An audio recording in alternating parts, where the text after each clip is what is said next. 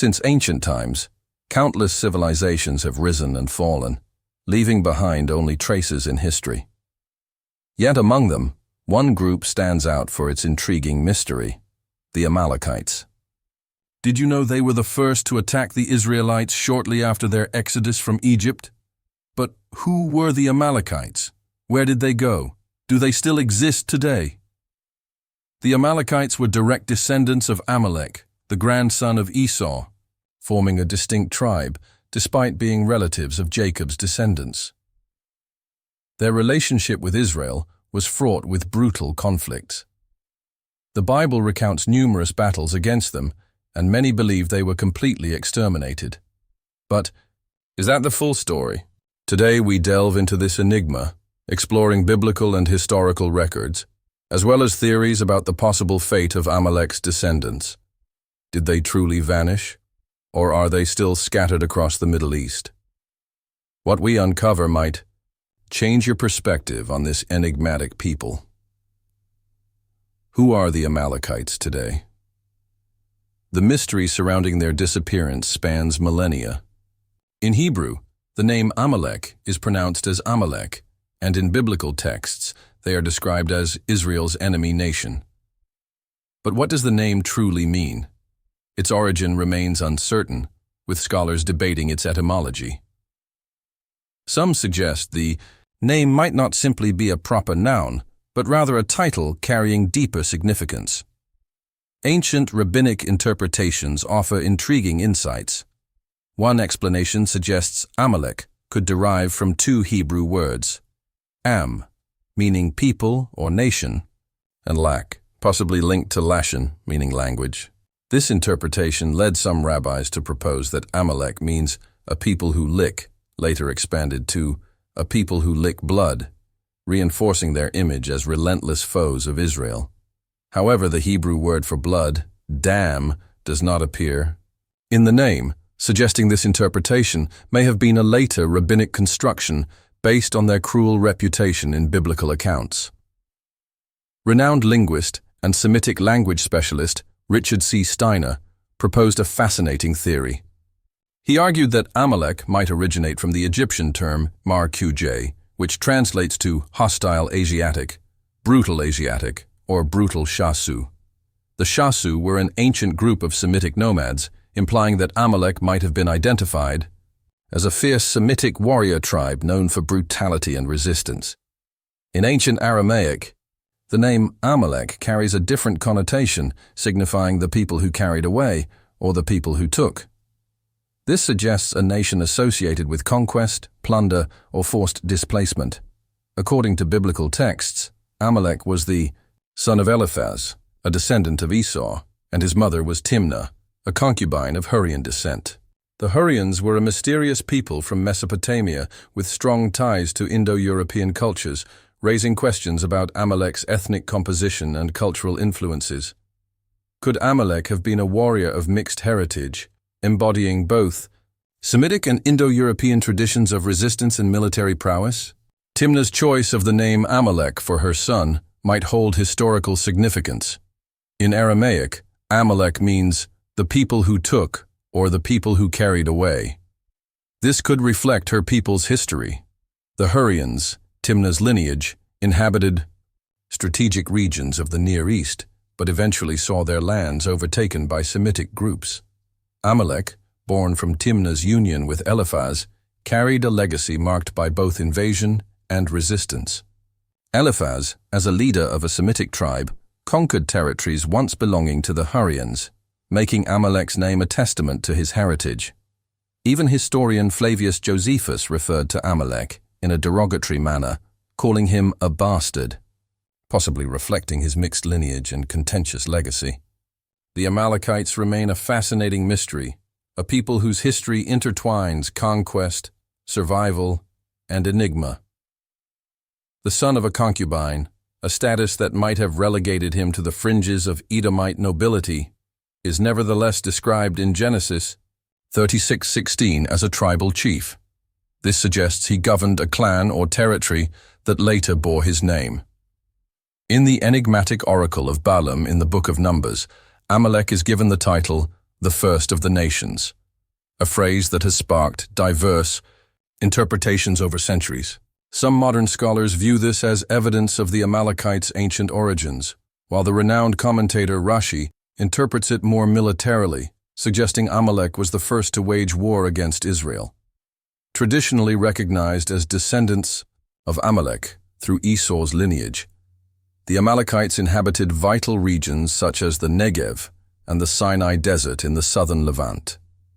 Their nomadic or semi-nomadic lifestyle led to frequent raids and skirmishes across the arid territories near Kadesh.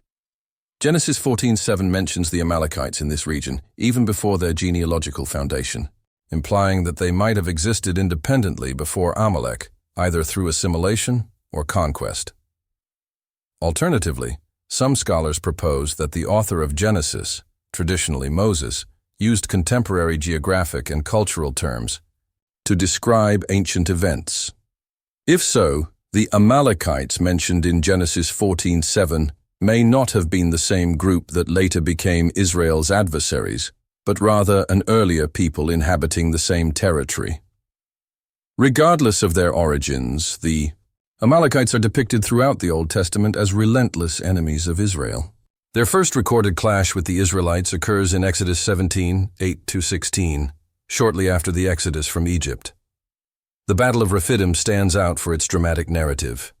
Moses, with the support of Aaron and Hur, kept his hands raised in prayer during the battle. When his hands were raised, Israel prevailed. When they fell, the Amalekites gained the upper hand. This iconic moment underscored Israel's dependence on divine assistance. Ultimately, the Israelites triumphed, but the Amalekites' enmity persisted across generations. The Amalekites appear repeatedly in biblical texts, including Numbers, where the prophet Balaam describes them, as well as in Judges, Samuel, Chronicles, and Psalms, notably Psalm 83:7. Despite suffering repeated defeats at the hands of the Israelites, the Amalekites were never entirely eradicated. Each time Israel subdued them, a remnant would re-emerge to continue the conflict.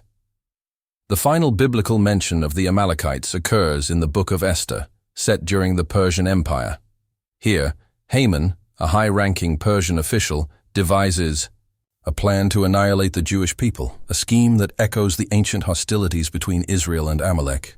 Many scholars believe Haman was a descendant of the Amalekites, suggesting that this tribe, once nomadic and warlike, survived through the centuries, blending with other cultures and possibly spreading into Persia.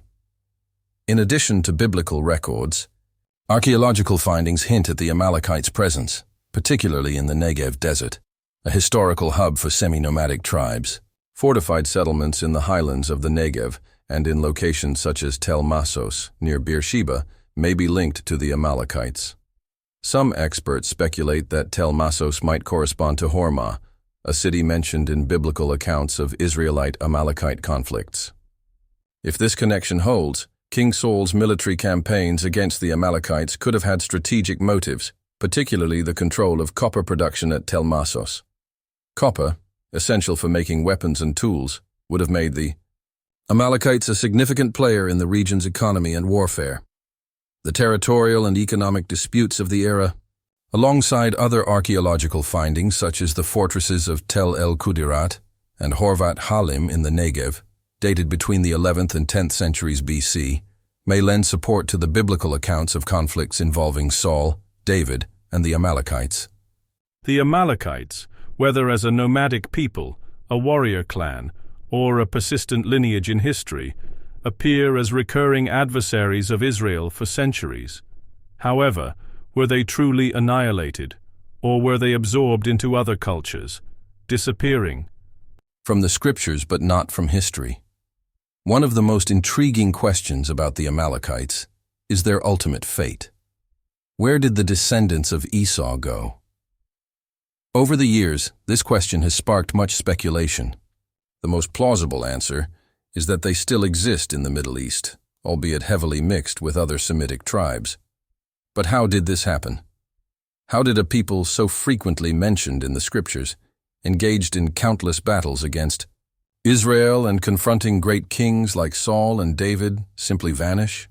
The truth lies in the historical intermingling of ancient Semitic peoples, such as the Midianites, Ammonites, Moabites, and the Amalekites themselves, with one another and with other populations in the region.